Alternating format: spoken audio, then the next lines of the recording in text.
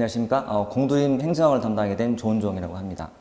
쌤 잠깐 소개해드리면, 과거에는 우리 서울시 전직시험 출제를 역임했고, 아마 지금도 우리 공무원들 중에는 제가 출제한 시험이라든지 아마 관련된 영상을 보면서 아마 공부를 하고 있을 겁니다. 그리고 작년까지 제가 EBS 공무원을 또 담당해서 학을 담당했었고요.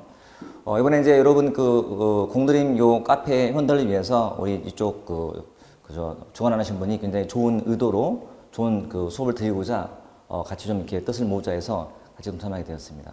제가 이제 사이트를 봤더니 굉장히 많은 회원도 계시고, 그 다음에 현재 국어 영어 국사가 이미 진행 중이었고 해서 봤더니 굉장히 호응도 좋고, 사이트가 굉장히 건전한 것 같아서 제가 선뜻 기꺼이 제가 이렇게 응답을 하고 같이 하게 되었습니다.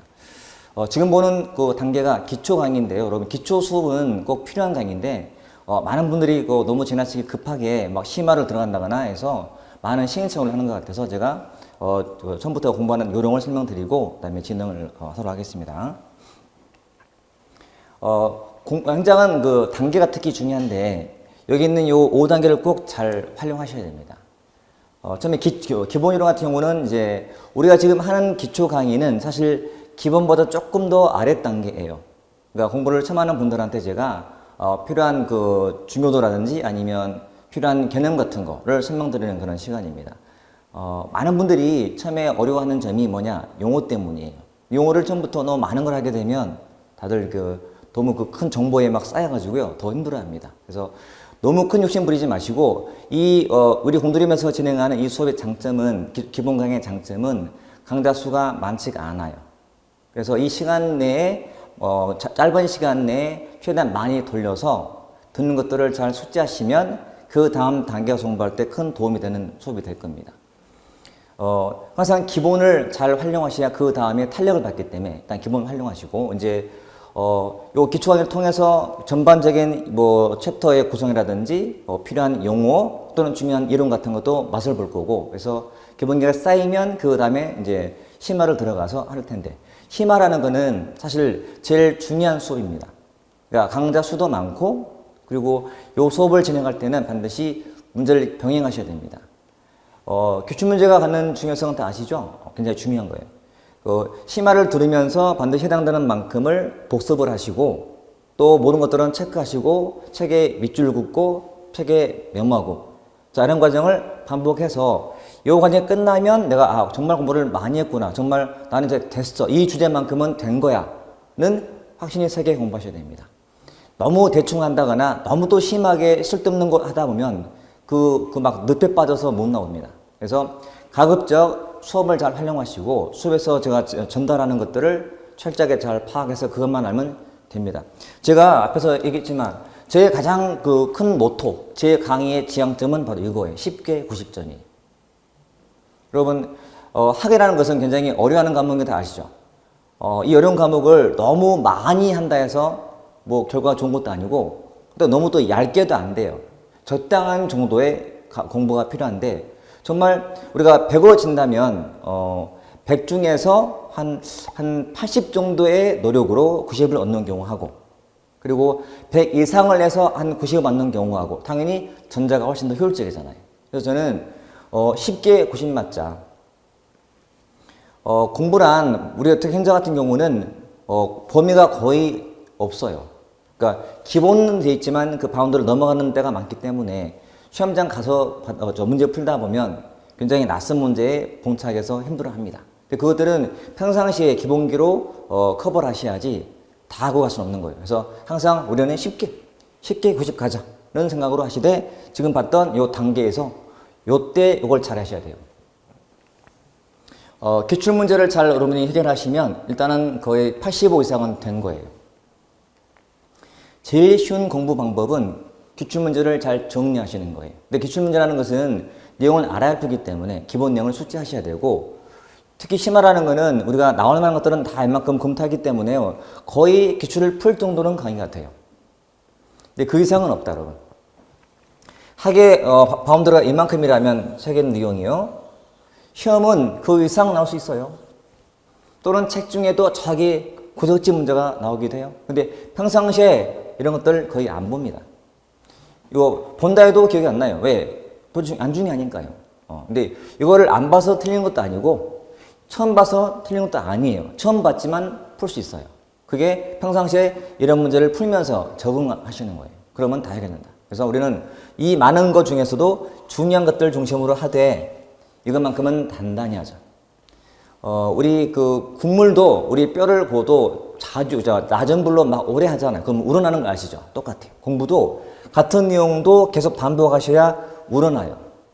같은 내용도 시각이 다양해져요. 해석도 다양하게 돼요. 이렇게 사고가 생겨야, 사고를 키워져야만 고득점이 돼요. 제가 쉽게 90이면 그럼 미니멈이고요. 저는 100점을 지향해요. 하지만 가장 기본, 쉽게 90 얼마나 좋냐고요. 90 이상을 맞자는 거니까. 하지만 뭐 90도 어디 가서 나쁜 점수는 아니거든요. 그죠? 그래서 일단은 90 이상을 맞되 맞는 방법은 다 해서 맞는 게 아니고 이거를 단단하게 하자는 거죠. 이게 단단하게 하는 과정이 꼭 필요한 게 이거예요. 그래서 수업 때 하는 것만 잘 소화하자, 여러분. 우리 기본 강의할 때 하는 내용들을 다 숙지하시고요. 대신 교재에 있는 것들은 읽어보시는 게 좋아요. 제가 일부러 처음 하는 분들한테 좀 도움이 되도록 조금은 일반 시중에 있는 책과는 좀 다르게 편하게 제가 만들어 놓은 책이 있어요. 우리 교재.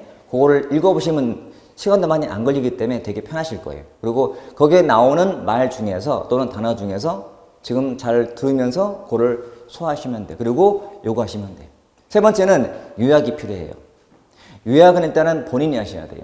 그리고 강의 통해서 정리하셔야 돼요.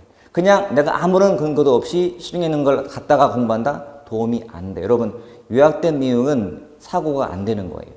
항상 문장으로 된 걸 읽으셔야 돼. 그리고 문제 풀 때 나오는 지문을 잘 이해하셔야 사고력이 생겨요.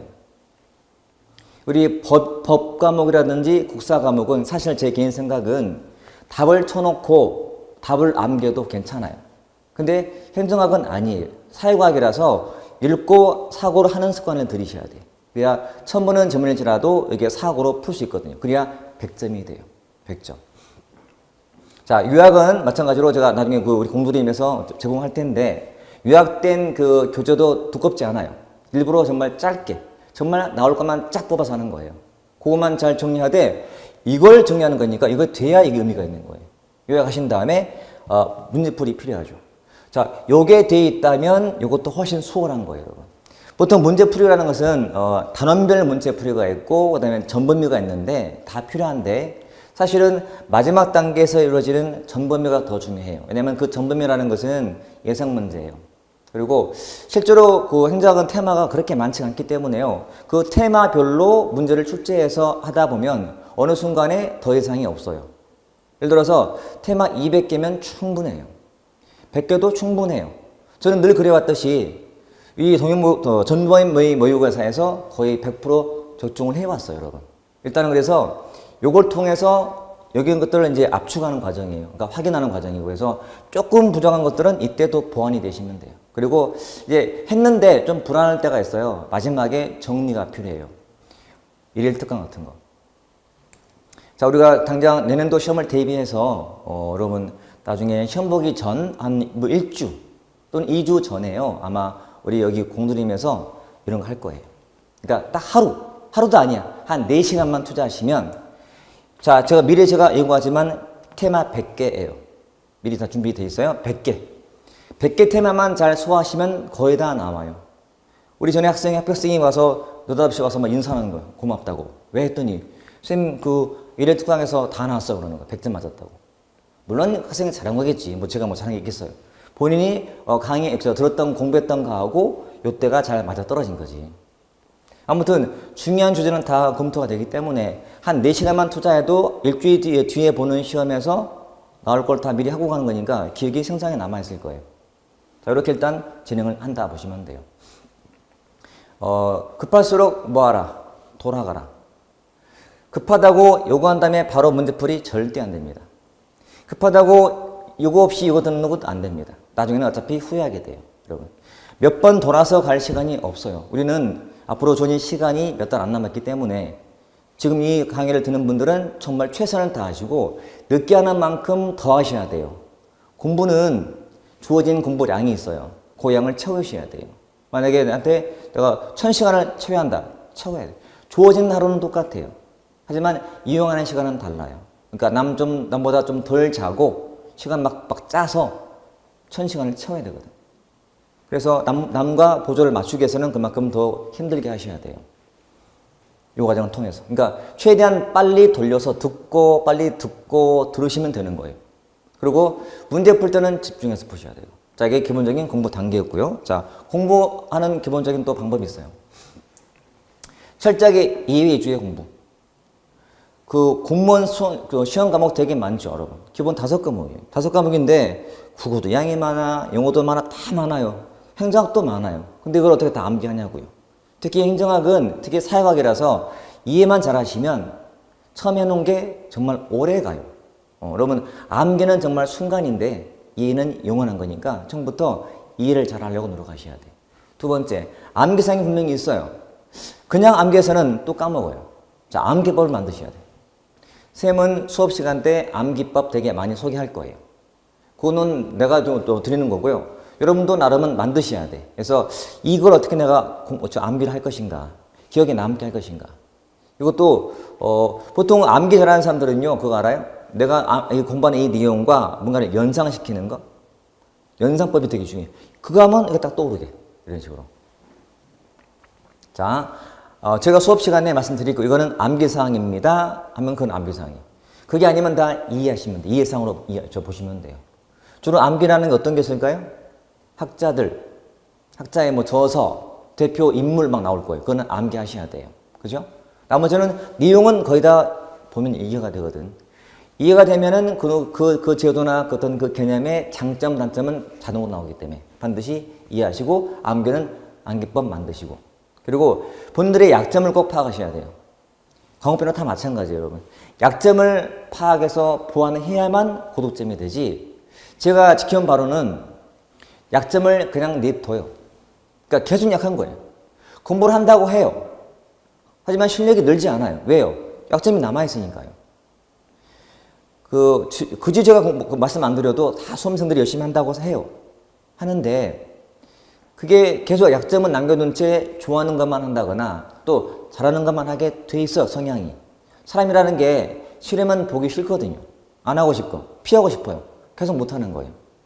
자, 저도 이 영상을 듣는 분들은 지금부터라도 무조건 약점을 꼭 체크하세요.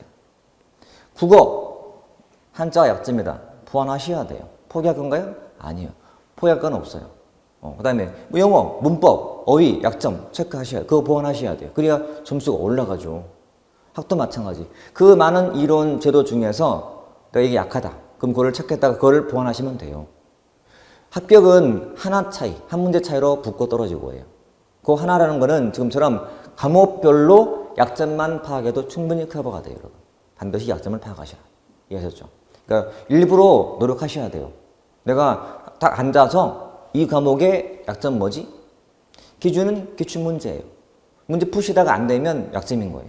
중요한데 틀린다. 정말 비상이에요. 체크. 너무 많으면 안 돼요. 맥시멈 5개까지만 하세요.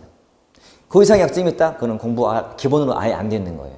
그러니까 한다는 전제 하에 분명히 열심히 한단 말이에요. 아침부터 공부해요. 그런데 점수가 항상 7, 80 머물러 있어요. 그 이유가 약점이 보완이 안 돼서 그래요. 그래서 한 5개 이내로 압축해서 그것만 계속 반복하시는 거예요. 이번 주는 국어에 이거, 다음 주는 이거. 급하지 않아요. 그거는 계속 어차피 추가로 하는 거예요. 내가 잠을 원래 시간이 있는데 빼고 추가로 해서 하는 거예요. 그럼 나중에 그게 쫙쫙 보완해져. 그럼 점수가 정말 잘 나와요. 전 과목이다. 절대 안 떨어져요, 여러분. 정말 중요한 방법이에요. 하지만 의문을 남기면 안 돼요. 공부하시다가 문제 푸는데 이거 무슨 말이지? 에이 뭐 답이 있는데 넘어가지. 안 돼요. 지문 하나하나 이게 왜 옳은 지문인지 왜 틀렸는지를 반드시 알고 넘어가시고 이 단어가 뭔지 알고 가셔야 돼요. 모르면 질문하세요. 우리 카페에 질문 남기세요. 그리고 가끔 우리가 이벤트 속으로 할 모임에 오셔서 질문하세요. 그게 빠르니까요. 공부는 한 번 할 때 제대로 하는 게 중요해요, 여러분. 처음에 길을 잘 잡아야 그 다음이 시행착오 없이 잘 가요. 처음에 길을 잘못 들이면 나중에 수정이 힘들어져요. 그러니까 처음에 잘 가시라. 의문 남기지 말자. 공부하시다가 언제든지 질문하세요. 그러니까 절대 공부에 유행은 없어요. 처음부터 차근차근 확실하게 가셔야 나중에 후회가 없어요. 그리고 정말 이렇게 올바른 방식으로 열심히 했어. 근데도 불구하고 내가 점수가 안 나. 합격을 못했어. 그거는 미련 없는 거예요. 근데 사람들은 그렇지 않거든. 대충 살다가 안 되면 다음에 열심히 하면 될 거야. 안 돼요. 그러니까 제가 보면 알아요. 이분은 되겠다. 안 되겠다고. 그래서 실력은 이제 안 될 만한 사람이, 될 만한 사람인데 그만둔다고 한다. 제가 말려요.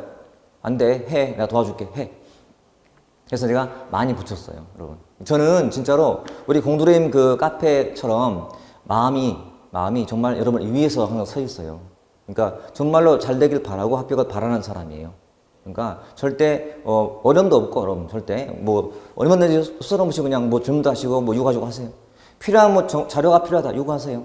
항상 제가 준비가 돼 있어요, 여러분. 그리고 정말로 뜻이 있는 곳에 길이 있다 했잖아요. 그 뜻을 꼭 펼치기 위해서는 꼭 찾으세요. 두들기세요. 그래 열리지. 자, 이 공간은 소통하는 시간이고 그다음에 서로 합격을 위해서 좋은 시간을 갖기 위한 그런 과정이니까 활용을 잘 하시면 돼요. 활용을. 여기까지가 이제 기본적인 우리 뭐 공부 단계라든지 그다음에 공부하는 방식이었어요. 자, 가보면 자, 우리 교재의 이제 구성이 1편은 기초고요. 2편은 뭐 정책 등인데 그거를 구성하는 방식이 나오는 거예요, 지금. 자, 1절 소 제목이 정부와 행정이에요. 자, 다시 말씀드리지만 이 과정은 우리가 기본 용어 익히시고요. 가끔은 중요한 정말 시험에서 꼭 나오는 중요한 테마도 깊이 다룰 거예요. 그래서 어떤 것은 그냥 빨리 가기도 하고 어떤 것은 좀 천천히 깊이 다루기도 할 거예요. 대신 거기에 나오는 용어만큼은 확실하게 파악해 두셔야 돼요. 그래야 다음 단계에서 크게 도움될 거예요. 자, 일단은 정부와 행정인데요. 우리 행정학을 공부하지만 사실 행정학은 정부랑 밀접해요. 그렇죠? 그래서 정부란 무엇인가? 개념이 아마 중요한 거 다 아실 거예요. 여러분, 개념을 암기할 때는 그 주어진 단어와 별도로 암기하면 안 돼요. 그 단어를 활용하시면 돼요. 제가 하나 보여드릴 거예요. 예를 들어서 행정학이란 뭐라고 생각하세요? 행정학이란. 그럼 나기는 막 이러고 있다고. 무슨 할 필요 없어요. 행정에 관한 학문이에요. 행정학이에요. 그러면 정부학은 무엇일까요? 그렇지. 정부에 관한 학문이에요. 그러니까 정보를 연구하는 거지. 그러면 정부가 무엇인가? 정부란. 보통 정부로니까 대통령? 떠오르죠. 원래 정부란 그 범위가 뒤에 나오지만 넓은 의미의 정부가 있고요. 좁은 의미가 있어요. 넓은 의미라는 것은 행정, 입법, 사법을 다 포함하는 개념이고 좁은 의미는 행정부를 말해요. 근데 우리 학에서 공부하는 정부란 좁은 의미의 행정부라고 보시면 돼요. 그래서 행정부가 하는 걸 연구하는 거예요. 그게 보통 행정학이라고 보시면 돼요. 그러면 정부가 왜 필요한가? 정부가. 자, 제가 길을 가다가 깡패 무리를 만났어요. 그래서 흉기를 들고 오더니 나한테 다 내놓으래. 그러면 좀 어떻게 해? 싸워? 1대10으로 싸워요? 아니죠. 다 내놔야지. 살아야지. 누가 떠올라요? 경찰? 경찰. 그러니까 경찰이 있으면 좋겠는데 우리 정부에는 경찰 조직이 있는 거예요. 그러니까 우리가 혼자 못하기 때문에 우리가 십시일반으로 세금을 좀 걷어서 정부 조직을 만들고 그 안에 경찰 조직을 만들어서 경찰 공무원을 채용을 해서 치안을 맡기는 거예요. 그래서 우리가 뭔가 정부한테 요구하는 게 있단 말이죠. 이렇게 치안 또는 범죄 좀 예방해 주시오. 또는 환경 문제 너무 오염이 심하니까 어떻게 해 주시오. 그러니까 환경부라는 조직을 만들어서 환경부의 직원을 채용해서 월급 주어서 환경을 좀 좋게 해주자고 맡기는 거잖아요. 이렇게 정부한테 뭔가를 맡기는 것을 우리는 보통 투입한다라고 해요. 뭘 해달라고 요구하는 거예요. 요구. 투입이라는 것은 뭔가를 요구하거나 또는 뭔가를 지지해 주는 거예요. 정부를 지지할 때 이게 투입한다라고 해요. 투입한다. 요거 해 주시오. 지금처럼 자 범죄 문제 좀 어떻게 해주세요. 범죄. 환경 문제 어떻게 해줘요. 실업 문제 어떻게 해줘요. 물가, 또 교육, 여성 문제 이런 것들 많은 것들을 정부한테 요구를 해요. 이거를 투입한다라고 해요. 영어로 인풋. 정부한테 요구해. 해주시오. 그럼 이거를 정부가 받아들여서 뭘 만들어 가요. 자, 이런 요구사항을 받아서 만드는 과정을 전환이라고 해요. 전환. 자, 앞으로 이 그림 있죠? 세모 피라미드 그림이고 피라미드. 이게 정부 조직의 의미예요. 정부 관료제라는 그림인데 내부가 이렇게 됐어요. 내부가 이렇게. 이게 뭐죠? 업무가 나뉘어 있는 거죠. 부처별로. 이렇게. 그 다음에 계층이 나 있어요. 계층이 이렇게. 계층이 이렇게. 자, 이런 요구사항을 정부 부처가 맡아서 하는 거예요. 자, 이런 범죄 문제는 정부 부처 중 누가 담당할까요? 당연히 경찰, 검찰이 하겠죠. 검경이. 환경 문제는 환경부가 할 거고, 그 다음에 실업 문제는 뭐 경제부처가 할 거고, 그 다음에 교육 문제는 교육부가, 요소문은 여가부가 하겠죠. 이렇게. 그러니까 뭘 만드는 과정, 즉 정책을 만드는 과정을 우리는 전환이라고 불러요. 전환. 그러니까 영어의 input, 이건 conversion, 전환. 이렇게 만드는 과정의 결과가 산출. 산출은 뭐냐면 정부가 만든 정책이에요. 정책. 그러니까 뭐 실업 정책 또는 실업 대책이라고 돼요. 물가 대책, 물가 정책. 각종 서비스, 치안 서비스 같은 거. 순찰 돌고 하는 게 다 서비스.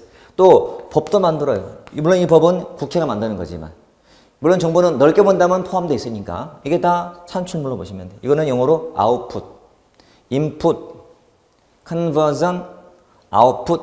그 다음에 이 정책을 다시 보완해 가거나 고쳐가는 과정이 환류 과정이에요. 피드백 한다. 자, 요게 행정이 이루어지는 과정이에요.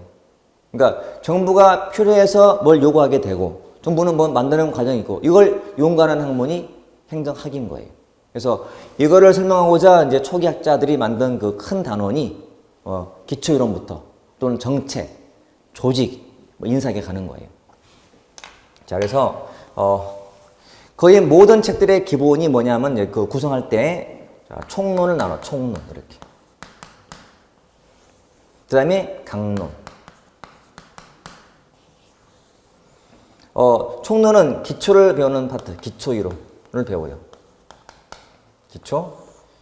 여기서 뭐 행정의 개념이라든지, 행정이 추구하는 가치라든지, 행정의 이론, 또 학문이 언제 성립됐는가를 배우는 기본 파트. 자, 강론은 정부가 만든 결과물인 정책을 연구하는 파트가 정책론이라 해요. 정책론. 자, 정책이 어떻게 만들어지는지, 또 어떤 정책이 있는지, 유형 같은 거 배우는 게 정책론이고, 그 다음에 조직을 배워요. 조직론. 그러니까 이런 조직을 알아야죠. 그러니까 조직에는 이론도 있고, 거기에는 뭐 인간도 있는데 어떻게 하면 직원들 막 동기를 부여할 것이며, 어떻게 갈등을 해결할 것이며 다 배워요. 또 조직론. 그러니까 공무원들은 조직의 기본을 알아놔야 그럼 정보 조직 들어가서 아, 이게 그 말이구나라고 이해하게 돼요. 그래서 필요한 부분, 조직론을 배울 거고, 그 다음에 인사를 배워요. 인사행정. 자, 말 그대로 인사 어떻게 할 것인가, 어떻게 임용을 하고, 어떻게 능력을 개발하고, 어떻게 사기를 제공할 것인가, 공직의 구성이 어떻게 되어 있는가, 그 다음에 뭐 나중에는 근무 규율 같은 거, 윤리 같은 거라든지 뭐 징계 같은 거 배울 거예요. 이때 인사행정이. 그리고 재무를 배워요. 재무행정론. 재무행정은 이제 예산을 말해요. 예산. 그러니까 정부가 어떻게 예산을 편성을 해서 어떻게 심의를 하고, 어떻게 또 집행을 하고, 또 결산과 회계를 어떻게 볼 것인가를 이때 배울 거예요. 그리고 자, 전자정부를 배워요. 사실 이건 큰 단어는 아니에요. 자, 전자정부론. 원래 얘는 요 조직에서 파생된 내용이에요. 이렇게. 그리고 환류 배워요. 행정환류. 그러니까 이 안에는 이제 행정 책임, 행정 통제, 개혁을 배우는 파트야. 환류. 환류. 그리고 마지막에 재방행정 배워요. 이렇게. 자, 보통 이 정도로 되어 있다 보시면 돼요. 그러니까 행정이 이루어지는 과정을 이렇게 설명하기 위해서 이런 챕터가 필요했던 거죠. 이렇게 되어 있어요. 이게 강론이라고 불러요. 그 출제되는 비중은요, 우리 보통 기본서 기준으로 그 두께에 비례한다 보시면 꽤 두꺼운 편이에요. 그래서 한 서너 문제 정도. 그리고 여기서 한 두세 문제 정도. 그리고 밑에는 한두 문제. 물론 평균. 출제하는 사람에 따라서는 조직론에서 5개 나오기도 해요. 재방행정에서 5개 나오기도 해요. 그거는 그때가 좀 다르지만 보통은 평균상 이렇게 됐다 보시면 돼요. 수험생 중에서, 수험생들이 제일 어려운 부분이 뭐냐면, 챕터가 정책론하고요, 그리고 재무하고요, 지방이에요. 자, 기가 막힌 빛이죠. 그렇죠? 왜냐면 기초는 할만 했거든. 근데 왔더니 막 빡빡해져. 이론도 많고 막 어려워져. 계산도 해야 돼. 막 어려워져.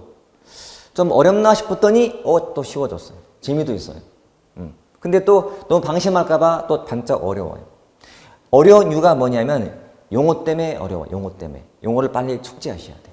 그리고 이제 힘든 과정 거쳤더니 잠깐 쉬워졌다가 지방 쪽이 나와. 지방 쪽은 왜 어렵냐? 맨 끝에서 그래요. 많은 수험생들이 공부를 하다가 흐지부지 또 하다가 흐지부지 돼요. 계속 남아있어요. 미지의 세계처럼 남아있어요. 거의 다 그래요. 그러니까 항상 불안한 거예요. 그러다 포기할 수도 없어요. 포기하면 안 떨어지거든. 올해는요, 희한하게도 지방행정에서 시험 문제가 거의 평균 3문제 나왔어요. 그만큼 중요한 파트. 어떻게 포기해요? 포기할 수가 없지. 무조건 극복하셔야 돼. 무조건. 그래서 이쪽은 양이 많아 보여도 어려운 게 없어요. 그냥 정말 단순한 게 많기 때문에 좀만 관심을 가지고 하면 돼요. 이렇게 돼 있다. 그리고 다시 말씀드리지만 제가 말씀드린 것처럼 이 중에도 약한 파트가 분명히 생길 거예요. 그걸 남겨두면 안 돼. 네, 반드시 해결하죠. 여러분이 만약에 필요해서 나는 정말 이쪽이 필요하다. 우리 청원 많이 하죠. 청와대. 그렇죠? 이거 해달라, 저거 해달라. 그럼 여러분들이 우리 공동인 카페에다가 글을 남기시면 요 파트가 되게 어려워요. 라고 그 같은 부분에 공감, 댓글로 만약에 100명 이상이 만약에 올렸다. 너무 적게 불렀나? 되게 많은데? 아무튼 뱉었으니까 일단. 자, 100명 이상이 명시적으로 이거 나는 어렵습니다. 라고 했다면 제가 영상으로 올릴게요. 그것만 따로 특강해서. 단서가 뭐냐?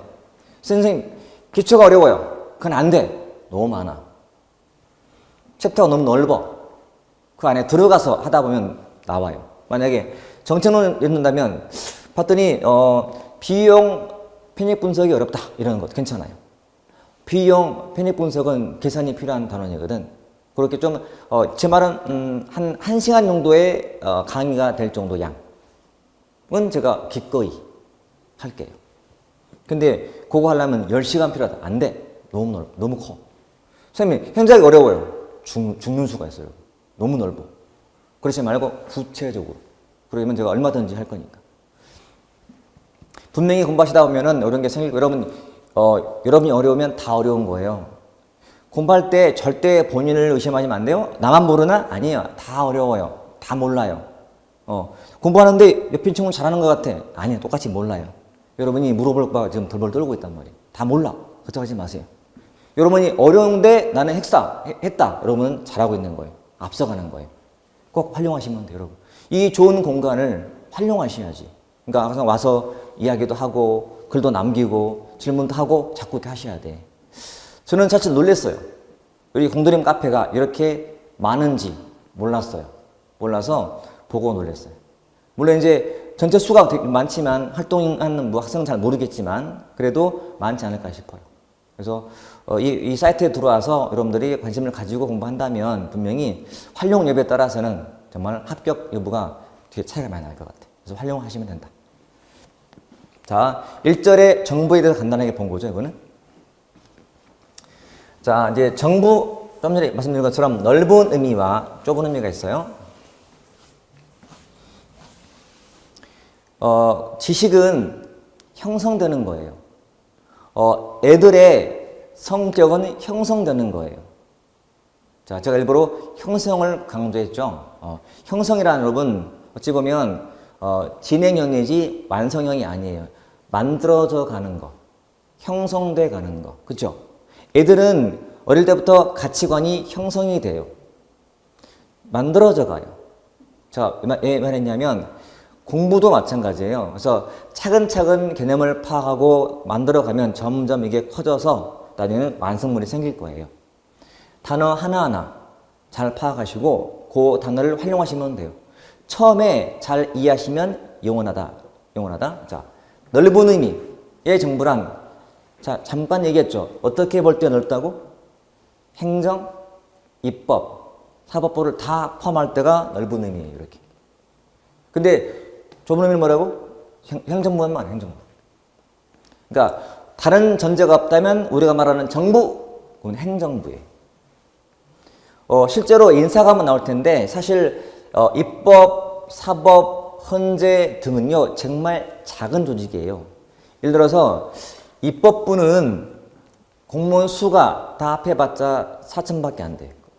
근데 행정부는 그 수가 무려 우리 중앙만 따지고 지방 빼더라도 60만 명이 넘어요. 그러니까 게임이 안 되는 거야. 세 발의 피.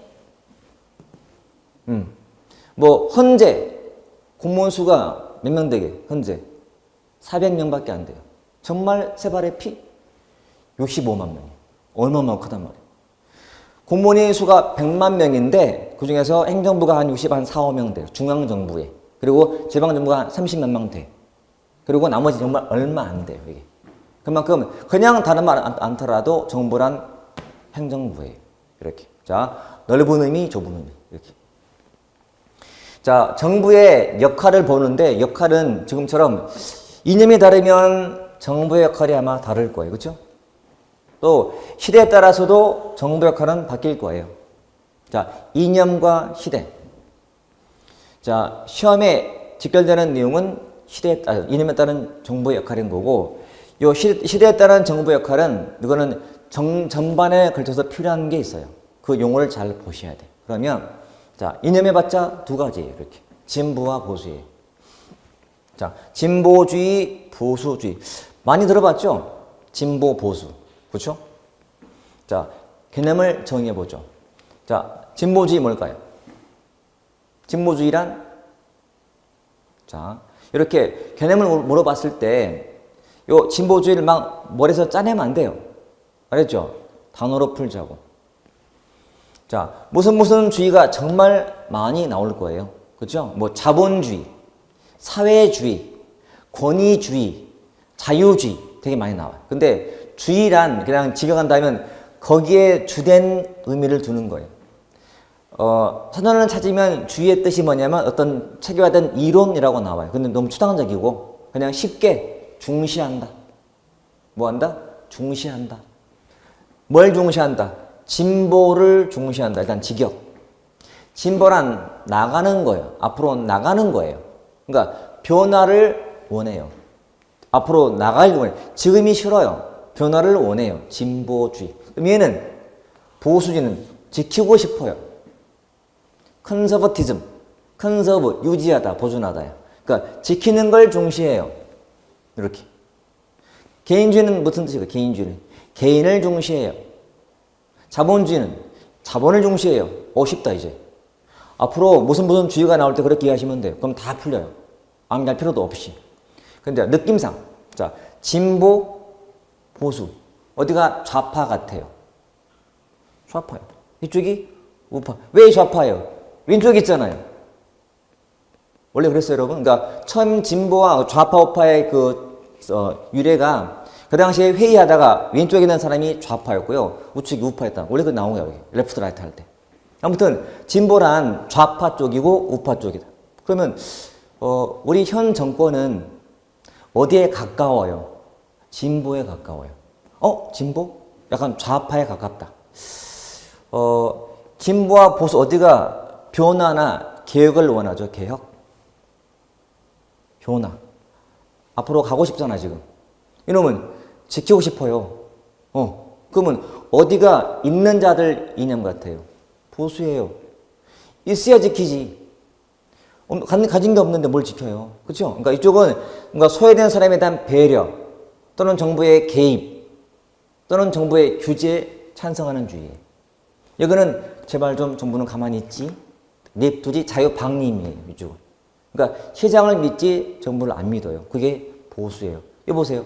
그러니까 우리가 알고 있는 거 좀 동원하고 개념을 풀었더니 다 특징이 잡히잖아요. 원래는 책에 굉장히 내용이 많단 말이에요.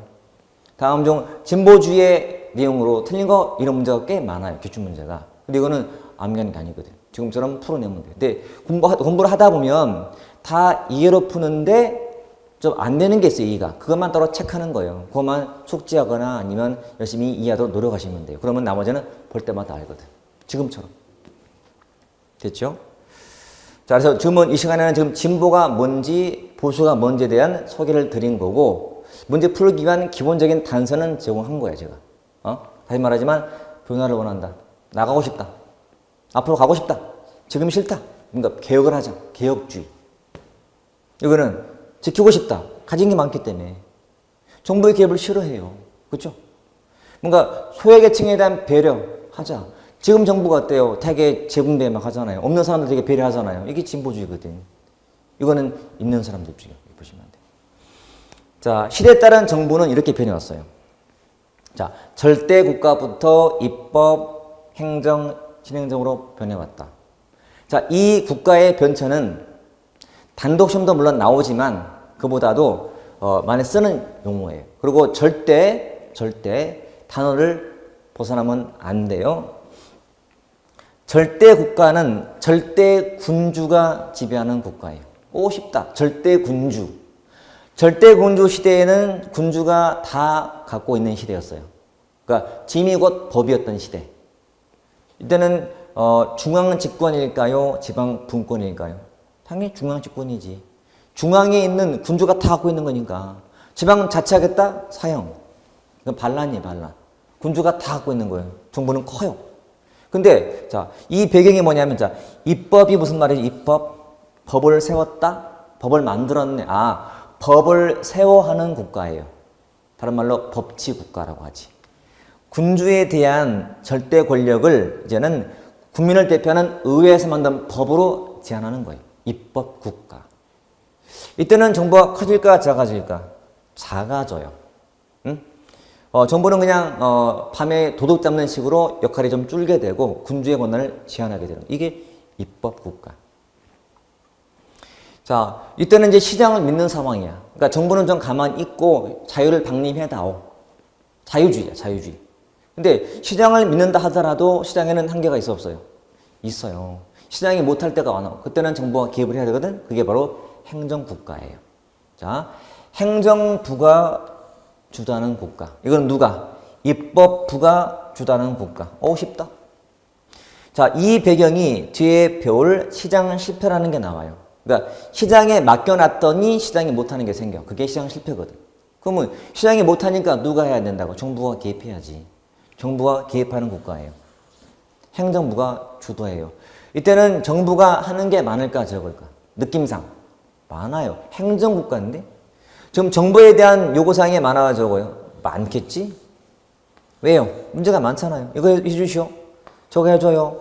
이것도 해줘요. 요구사항이 많아지는 시대이기 때문에 그러니까 행정공무원들의 그 업무량이 막 증가하는 거예요. 양적으로도 많고 질적으로도 막 심화되고 이런 시대. 행정국가 시대. 누가 주도한다고? 행정부가요. 그러면 입법부는 좀 약해져요. 왜? 얘가 주도하니까요. 이때는 정부가 다 할게. 정부가 다 할게. 근데 정부도 한계가 있어 없어요? 있어. 그럼 이때를 뭐라 할까요? 정부 실패라고 불러요. 자, 뒤에 할 텐데 정부에 맡겼는데 정부가 잘 못해. 정부 실패라고 불러요. 자, 자식한테 맡겼더니 자식이 못해. 뭐라 부를까? 자식 실패라고 불러요. 실패야. 앞에 있는 단어가 못하는 게 실패예요. 정부가 못하니 이제는 새롭게 변화가 필요하죠. 새로운 변화가 필요하죠. 신행정국가예요. 그러니까 다시 해보자. 자, 다시 이봐. 중앙 정부가 커요. 작아졌다가 다시 커졌다가 다시 작아져요. 공부하실 때 가장 기본은 요거야. 요거를 딱 중심에 두시고 앞뒤를 보세요. 행정국가 앞은 입법국가. 그 다음에 신행정국가. 정부가 큰 시대야. 행정해야 하는 양이 많아져. 자, 굳이 나온다면 양적 특징과 질적 특징으로 구분해요. 양적, 질적 특징. 이 중에서 여러분, 양적이라는 것은 눈에 보여. 셀 수가 있어요. 예산이 증가했다. 무슨 특징이에요? 양적. 공무원 수가 증가했다. 뭐? 양적. 전문화된다. 질적. 기획을 중시한다. 이런 식이에요. 이 중에서 공무수의 증가가 중요한 게 있어요. 관련된 내용 중에서. 자, 공무수의 증가란 행정국가의 무슨 특징? 양적 특징. 자, 법칙이 나오죠. 자, 파킨슨이 연구한 거예요. 내용이 뭐냐면, 자, 공무원의 수라는 것이, 자, 업무량과 관계없이 증가한다는 법칙이에요. 자, 파킨슨이 영국의 효용성을 연구해봤어요. 해마다 부담이 주는데 불구하고 군무수가 느는 거예요. 이상하다. 왜 군함수가 주는데 늘지? 라고 봤더니 현재 자기가 일이 많다고 느낀 사람들은 부하를 보충받기를 원해요? 아니면 동료나 상관을 원해요? 부하를 원해요. 부하가 생겨요. 그러면 부하가 오면 이제 업무가 쓸데없이 늘어나요. 지시도 해줘야 되고 승인도 해줘야 되고 부하는 또 보고서 만들어야 되고 업무가 자꾸 파생이 돼. 또 어떤 업무가 늘어나는 거예요. 그러면 여러분 내가 지금 막 들어간 직원이야. 신입 직원이야. 업무가 많아진 거예요. 그럼 어떻게 해? 또 부하를 요청해요. 또 부하가 와. 또 똑같이 업무가 또 파생이 돼. 또 부하가 필요해. 악순환을. 그래서 공무원의 수라는 것이 업무량과는 무관하게 증가한다는 법칙을 누가 한 말이야? 파킨슨이 한 말이야. 근데 주의사항이 있다. 분명히 업무량과는 관계없이 증가한다놓고 또 업무의 배정인데? 자, 업무의 의미가 달라. 이건 뭐예요?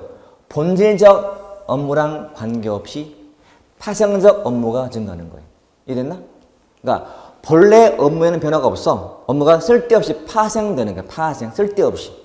파생되고 또 파생되고. 이런 뜻이에요. 이거는 굉장히 자주 나와요. 이건 저 뒤에 배울 관료제라는 그 조직의, 계층 조직의 병리로도 나와, 병리. 그러니까 정부라는 이 관료제의 폐단 중에 하나가 이 법칙과 관계되어 있다. 공부를 처음 한 분들이라면 이런 법칙 자체도 낯설잖아요. 들어놓으셔야지. 앞으로 공부하거나 시험 볼 때요, 굉장히 많이 나올 거예요. 무조건 숙지하셔야 돼. 자, 일단은 결론. 공무원의 수가 업무량과는 무관하게 증가한다. 이유는 부하의 배정과 업무의 배정이 악순환되어서. 이해되죠? 근데 그 업무란 무슨 업무라고? 파생적 업무다.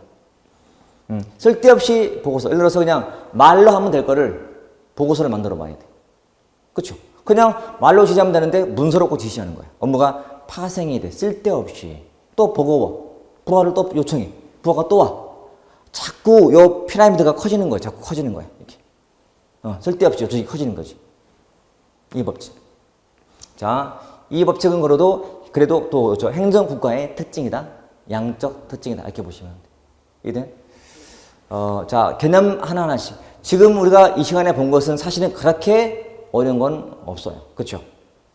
그나마 이 법칙이 조금 낯설 것처럼 보여요. 그리고 앞에 입법, 행정, 신행정은 어려운 게 없어요. 진보, 보수. 이 시간이 기출반이어서 그냥 가볍게만 언급한 거고 사실은 진보와 보수의 내용도 많긴 많아. 많다 했지 제가 어렵단 말 안 했어요. 많지 쉬워요. 단지 다 안 했을 뿐이지. 그래서 나는 시험과 직결되는 것은 진보와 보수고 지금처럼 요 앞에 절대, 입법, 행정 등은 앞으로 많이 쓸 용어이기 때문에 잘 알아두셔야 돼요. 지금처럼 법칙 참고하시고. 됐지? 자, 쉬었다가 보겠습니다.